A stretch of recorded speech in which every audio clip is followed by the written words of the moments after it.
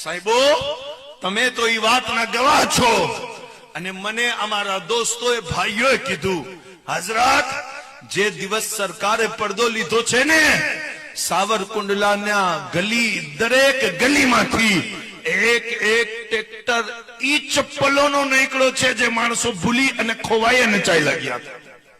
હર ગલીમાંથી. દુનિયા સૌરાષ્ટ્રની, કાઠિયાવાડની, ગુજરાતની ધરતીમાં એવો જનાઝો નથી આ સંસારે જોયો જેવો જનાઝો સરકાર સૈયદ દાદામિયા બાપુનો થયો છે. સાહેબો ડોલી તો ઈ એક દરવેશની હતી, પણ લાખો દિલની ધડકન ઈ ડોલીની સાથે લાગેલી હતી.